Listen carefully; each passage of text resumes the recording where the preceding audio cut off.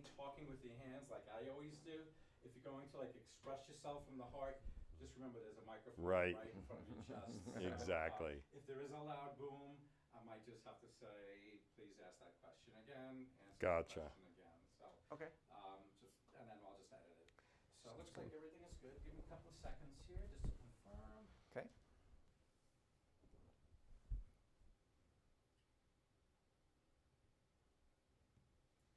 All right, Mitch, let me see. Let me see your posture, your greeting.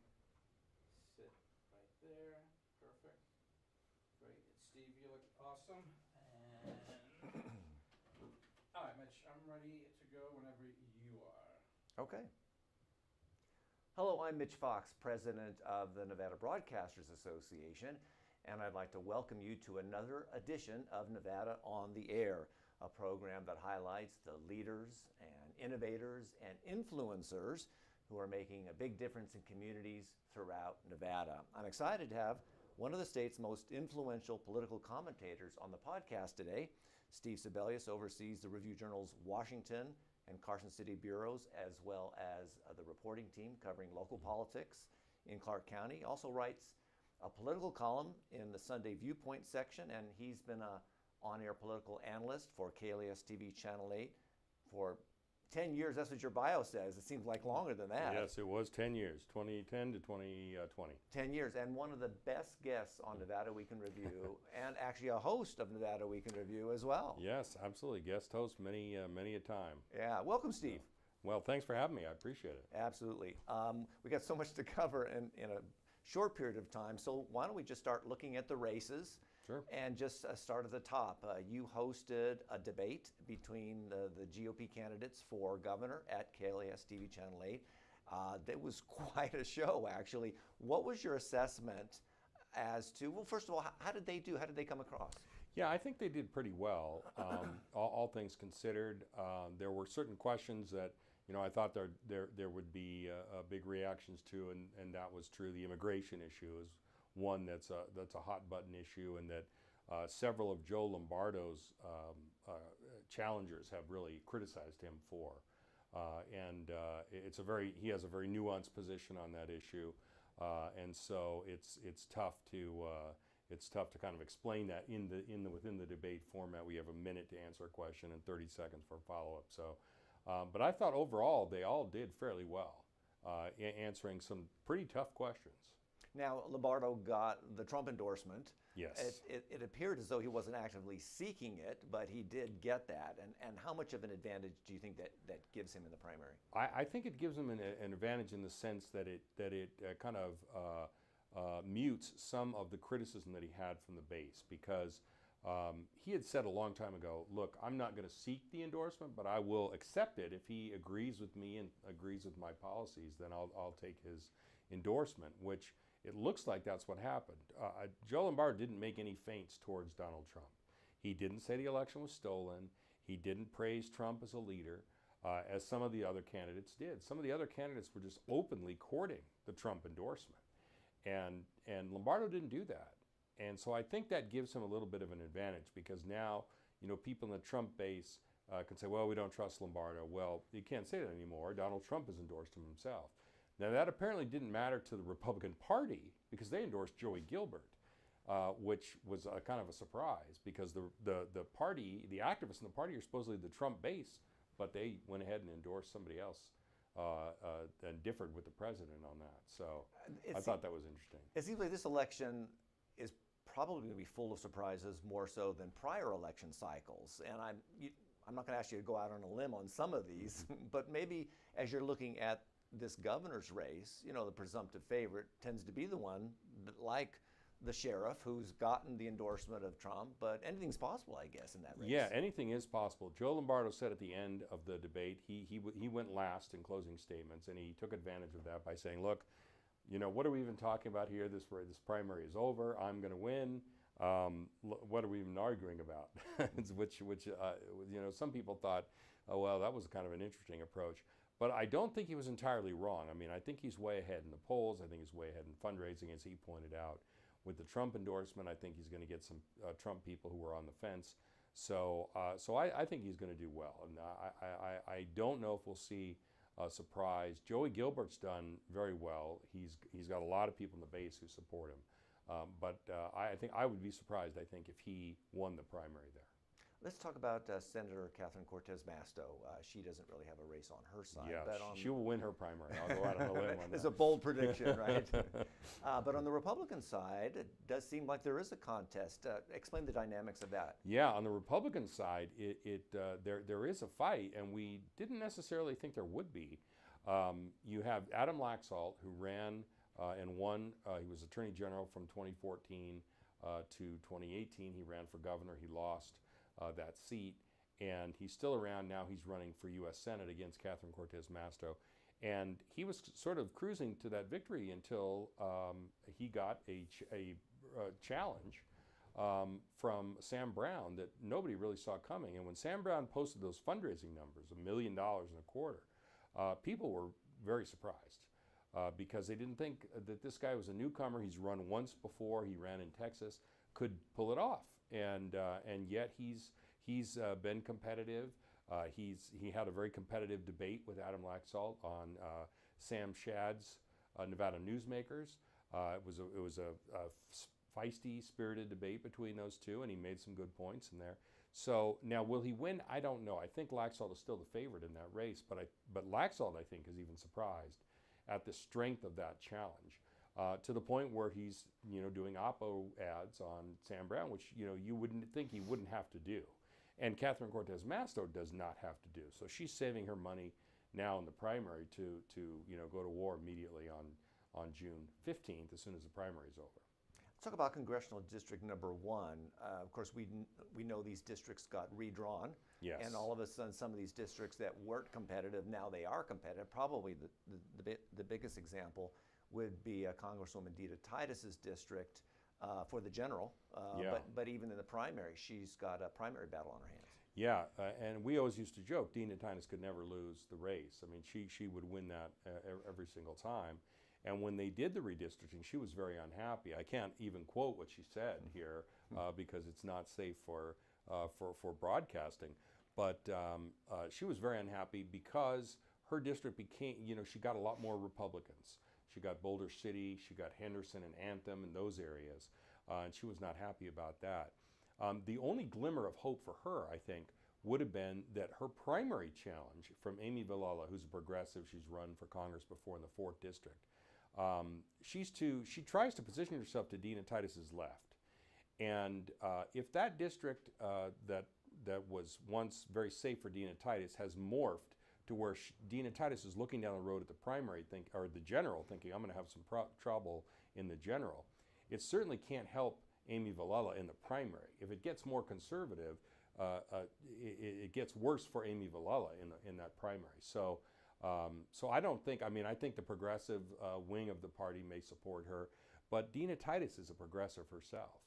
She was the first person in the delegation, and I think probably still the only one to come out for Medicare for All, which is Amy Villela's big issue. She's lines up on almost all of those progressive issues. So I don't know, other than personality, why you would replace a progressive like Dina Titus with a different progressive.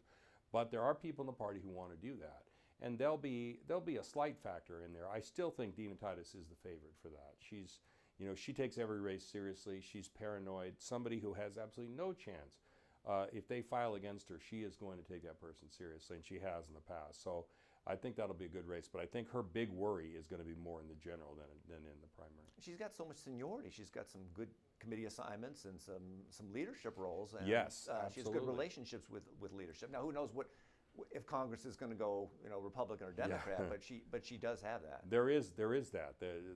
She could be in the minority in Congress come November. In fact, the likelihood perhaps is that that's going to happen. But the thing about that is the argument that, for example, in 2010. When Harry Reid was up, and you had Republicans for Reid formed by Sig Rogich, who's a Republican. He understood how politics worked. He'd worked in Washington, he'd worked in the White House. He knew that having a majority leader from a tiny state was an incredible advantage, and why would you give that up? But for base voters, for people who are like the Bernie Sanders supporters, Our Revolution, those type of folks. This argument about seniority and behind the scenes ability to get things done, that doesn't really do it. They want somebody who's going to champion their issues, regardless of how effective they are in actually getting things done. They want somebody who's going to champion those issues. And so that argument doesn't necessarily work with the base voters. But for anybody who knows anything about how politics actually works and who practices in politics, that is going to be a very powerful argument. Somebody who has her seniority, assuming that they keep the House, which I think is kind of doubtful, is somebody you want to keep around. Let's talk about, I believe it's Congressional District number 2. There is a primary battle going on there. Who would have thought that either? And talk to us about that. Who are the candidates in that race? You know, Mark Amodei and Dina Titus could have gone on vacation, 2 years ago together before the whole thing, and just relaxed in Greece or wherever. But this time, Mark Amodei actually has a primary against Danny Tarkanian, who's a familiar name to folks down here in Southern Nevada, having been on various ballots for various offices 6 times and losing all of them. He finally went up to Douglas County. He won a county commission seat there by 17 votes in 2020 and immediately started running for Congress because that's what Danny Tarkanian really wants to do. He'll tell you that if you ask him, and I did. I asked him once, why don't you run for city council? Your mom's on the city council. The Tarkanian name is so well known. It's a small district. You could win. And he told me, no, the problems that the country is really bedeviled by are in Washington, and that's where I have to be. So that's where he's been trying to get for a long time. Now, this is going to be somewhat historic. This will mark, he will have run in 3 of the 4 congressional districts in Nevada. So he's already got that footnote in the history books. But I think Mark Amodei, who's a pretty wily guy, I think is probably going to win that primary. And they had a debate on Sam Shad's Nevada Newsmakers, and it didn't go quite as well for Tarkanian as I think he hoped.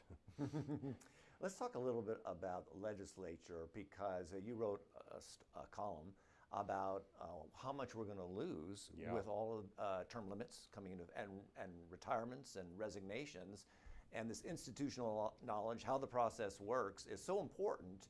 Because these folks come from various backgrounds and jobs, and then they're thrust into this, 90-day, 120-day, however it ends up in Carson City, and so much is riding on their knowledge and experience, so forth. So, how important legislative contests are really important this year, aren't they? Yeah, absolutely. We're going to see the loss of between 184 and 186 years of legislative experience, which is a lot of legislative experience. Now, some of it is for people who were only up there a very short time. Annie Black was there for 2 years, and she was distinguished mostly by being thrown off the floor because she wouldn't wear the face mask during the COVID crisis and getting into fights with lawmakers. But you're also losing people such as Jason Frierson, who was the Speaker of the Assembly and who's now U.S. Attorney. Very admired. Very admired, very respected person, and who I can tell you from having been up there ran the Assembly very, very well. Was able to process bills very, very quickly, which at the end of a session is very important. You're seeing the loss of someone such as Maggie Carlton, who was chairwoman of Ways and Means. She was the longest serving, it actually is, because we haven't had the election yet, she is the longest serving female lawmaker in the state's history. She did 12 years in the state Senate, 12 years in the Assembly, and knows the budget better than anybody else. Those 24 years are walking out the door when she leaves. You really can't replace that. You can't replace that. Lawmakers will tell you, it took me 2 sessions or 3 sessions before I really knew how things got put together, before I really knew what committee did what and what I wanted to do and how to get it done. Knew which lobbyist I could trust, which lobbyist I couldn't trust. All of those things out the door with these longtime lawmakers. Now the voters have approved term limits, and they don't seem to be in any mood to change that. And so I think we're going to continue to see that as we have citizen lawmakers going forward. But it is a loss, and it makes it more difficult in subsequent sessions. New lawmakers are more at the mercy of the LCB, the institutional staff there, and the lobbyists who are up there, and they have no term limits for lobbyists. There have been lobbyists who have been up there for 40 years and know the process better than any of the lawmakers, even better than some of the LCB people, and know how to get things done. And as the great Jeff Dornan of the Nevada Appeal once put it, this process is designed to kill bills, not pass bills, and they know how to do that very well. Let's talk about this notion of open primary, because that could be a possibility here in the state of Nevada. There's Yeah. several states that have adopted that. Some call it the jungle primary or whatever. What do you think about that here in Nevada? Yeah, I think right now people are getting their mail ballots, and there are certain color pages for Democrats and there's certain color pages for Republicans. I think it's blue for Democrats, yellow for Republicans, and then you have these little pages in the back that are white, and there's like 5 or 6 races, and the nonpartisan people, that's all they get to do, those 5 or 6 races. They have no say in Assembly, Governor, Senate, Congress, anything, because they're all partisan primaries, and in this state, you have to be a Democrat to cast a Democratic ballot. Now, there's an argument to be made that if you want to influence the process, if you want to be part of that organization, you can join up. You can do it online. It's very easy to do it. I have a friend who was nonpartisan, switched to Republican so he could vote in the primary. It's possible to be done. But there are other people who say, well, why should nonpartisans be excluded from making those decisions early on? Because by the time they get to the table, the party base may have nominated somebody that they find completely unacceptable, whereas they would have supported somebody who was maybe more moderate. That moderating influence, I think, is why a lot of people support that kind of a primary, because you have to appeal to everybody from the start. Because now, you and I have covered politics for many, many years. We know how it goes. The left goes to the left during the primary, the right goes to the right, and then they all come back to the center in time for the general. They couldn't do that with an open primary. You'd have to appeal to everybody from the start, and I think you might get a more honest brand of politician from the start. There's some arguments against it. It's confusing. People who are not Republicans, vote in Democratic primaries and all that.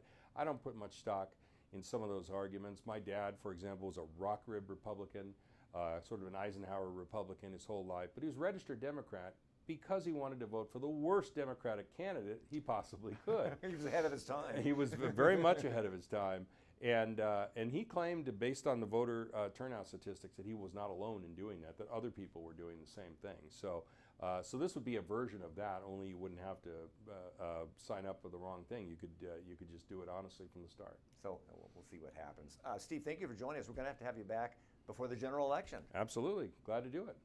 Thank you for joining us. And thank you for joining us. We'll see you next time. Bye-bye. Well, we covered just about everything we could. Yeah, we do another episode and do the rest.